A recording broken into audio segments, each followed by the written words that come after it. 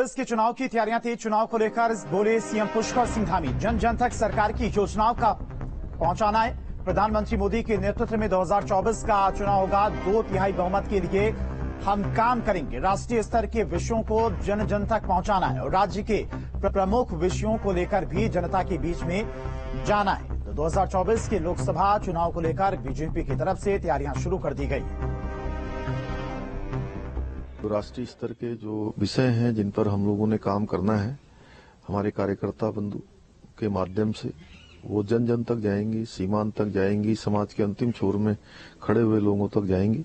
और जो हमारे राज्य के जो प्रमुख विषय हैं जिन पर हमने काम किया है और जिन पर हम लोगों ने और प्रयास करना है, जहां प्रधानमंत्री मोदी जी के नेतृत्व में जो 2024 का चुनाव होगा, उस चुनाव में 2/3 बहुमत के लिए हम लोग काम करेंगे। 2/3 बहुमत आएगा। वहीं उत्तराखंड राज्य हिंदुस्तान के श्रेष्ठ राज्यों में शामिल हो, उसमें सभी का योगदान हो, उस कार्य समिति के माध्यम से यह आह्वान भी हम करेंगे। विश्व प्रसिद्ध बद्रीनाथ धाम की कपाट 27 अप्रैल को प्रातः 7:10 पर खुलेंगे, जबकि गाड़ू घड़ा तेल कलश यात्रा का दिन 12 अप्रैल निश्चित हुआ है। राज दरबार नरेंद्र नगर में बसंत पंचमी के शुभ अवसर पर आयोजित धार्मिक समारोह में पंचांग गणना पश्चात विधि विधान ने कपाट खुलने की तिथि तय हुई, जबकि गाड़ू घड़ा तेल कलश यात्रा हेतु 12 अप्रैल की तिथि निश्चित की हुई। और इस अवसर पर टिहरी राज परिवार सहित बद्री केदार मंदिर समिति, डिमरी धार्मिक केंद्रीय पंचायत के पदाधिकारी तथा बड़ी संख्या में श्रद्धालुजन मौजूद रहे।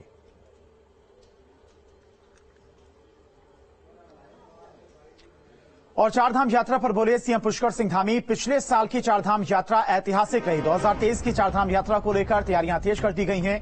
यात्रियों के लिए यात्रा को और भी सुगम बनाएंगे और इस बार भी रिकॉर्ड तोड़ यात्रा के लिए प्रयास जारी है। बद्री विशाल की यात्रा के लिए 100 दिन का समय। तो 2023 की चारधाम यात्रा को लेकर सरकार की तरफ से तैयारियां तेज कर दी गई हैं। पिछली बार की चारधाम यात्रा ऐतिहासिक रही थी और इस बार भी यात्रा को और भी सुगम बनाने का प्रयास किया जाएगा। पिछले साल की जो हमारी चारधाम यात्रा रही है, बाबा बद्री विशाल, बाबा केदारनाथ, गंगोत्री, यमुनोत्री, पूरे उत्तराखंड की, वो ऐतिहासिक रही है।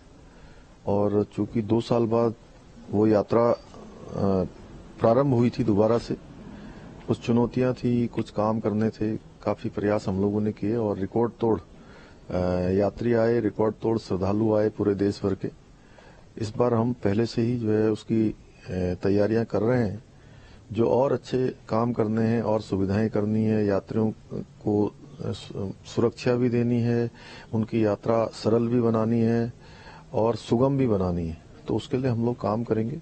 बाबा बद्री विशाल की कृपा से चूंकि 100 दिनों का कालखंड बीच में रह गया है, तो इस बार भी यात्रा हमारी रिकॉर्ड तोड़ होगी। हम और इन खबरों के साथ रुकते हैं यहाँ पर एक छोटे से ब्रेक के लिए, लेकिन न्यूज स्टेट पर खबरें लगातार जारी हैं।